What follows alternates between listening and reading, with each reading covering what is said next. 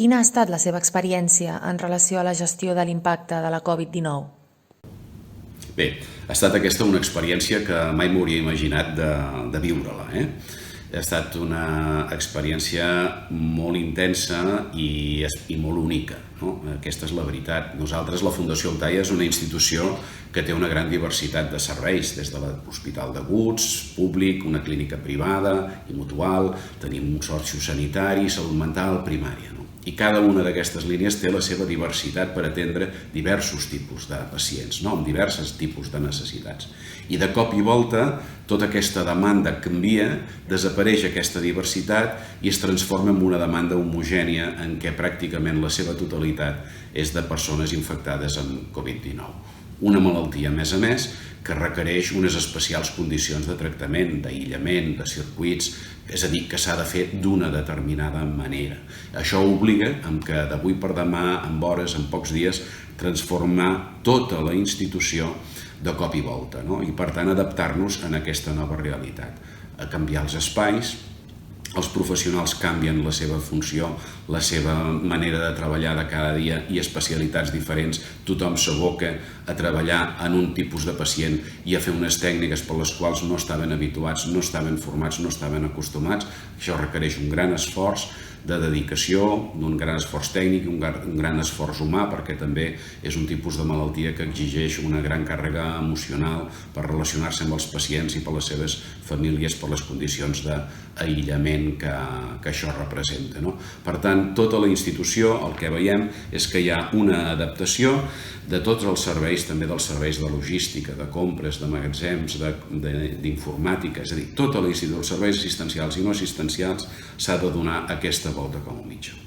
Ara aquest tema s'està replegant, està tornant a disminuir aquesta demanda, torna a aparèixer la diversitat que hi havia i ara estem en una altra fase, la fase de transformació, de tornar-nos a adaptar a poc en aquesta nova realitat, però sent conscients de que aquesta malaltia ha vingut per quedar-se i que això condicionarà molt la manera de treballar, la manera d'organitzar-nos com a sector i com a institució. Per tant, la paraula que ens queda d'aquesta experiència en aquests moments és incertesa. Una incertesa sanitària, de com això evolucionarà, si hi haurà rebrots, si no, com quedarà la immunització, si hi haurà vacuna, és a dir, com condicionarà tot això el sistema sanitari i l'organització de les institucions i del rol dels professionals. I l'altra incertesa és l'econòmica, com impactarà aquest tema en l'economia del món, la del país, la del sector sanitari i la de la nostra institució. I davant d'aquestes grans incerteses crec que hem de trobar palanques que ens donin seguretat, palanques en les que ens puguem recolzar i donar estabilitat i seguretat. Jo, amb la meva experiència, en diria 4. Una primera palanca que ens ha donat seguretat és el territori, és a dir, tant des d'un punt de vista assistencial, quan això ens ha obligat a treballar de veritat amb equip, amb les altres institucions sanitàries i també socials del nostre territori, és quan hem estat capaços, davant d'aquesta gran incertesa, de com donar la millor resposta. Per tant, el treball en xarxa, la visió de territori és fonamental. També, quan ens han fallat les provisions de les grans empreses multinacionals que, prenent decisions lluny d'aquí, ens han desabastit, aquí el territori, les institucions, les empreses s'han posat les piles, ens han ajudat, juntament amb les universitats, amb les empreses més de recerca i innovació, a trobar plans B, a trobar alternatives d'aquesta manca d'abastiments. Per tant, el tema del territori i la proximitat és un eix que jo crec que cal treballar. Hi ha d'haver un major reforç de la governança i una menor individualització de les institucions, aprenent a treballar més en cooperació i amb uns objectius compartits. L'altra palanca que jo crec que és important i que també ha vingut per quedar-se és la utilització de les noves tecnologies de la comunicació, de la informació, de la impressió 3D, de la intel·ligència artificial.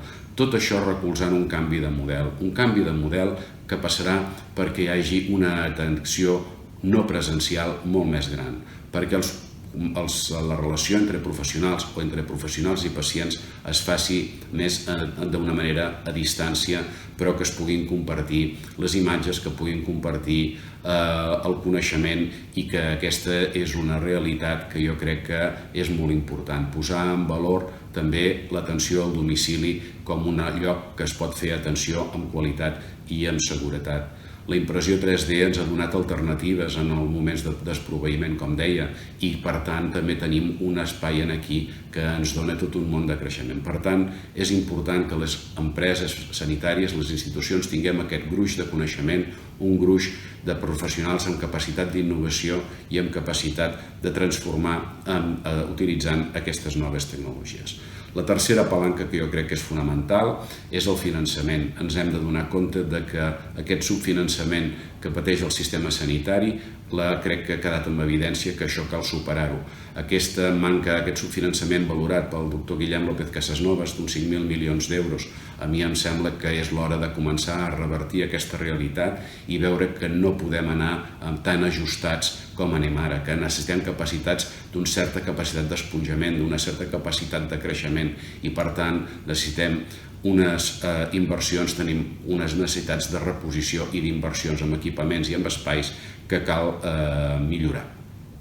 I la quarta palanca, i la deixo pel final perquè crec que és fonamental, de seguretat són els professionals. Uns professionals que amb el seu professionalisme i amb la seva vocació han estat capaços de superar la por, de superar el desconeixement d'una malaltia que era fins ara desconeguda, de superar les habilitats i la capacitat d'adaptar-se a treballar d'una manera diferent. Aquests professionals mereixen tot aquest reconeixement. Necessitem que hi hagi una aportació perquè també aquests puguin treballar amb les millors condicions i recuperar tot allò que han perdut.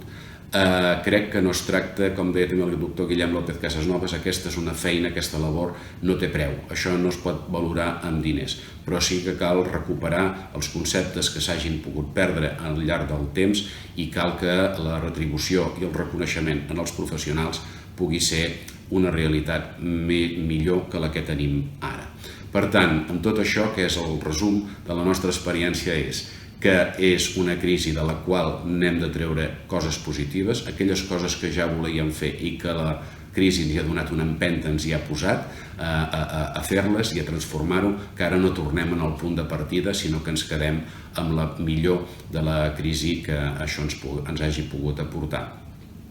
I que, per tant, esperem que ho aprofitem perquè també desitgem que aquesta crisi no es torni a repetir.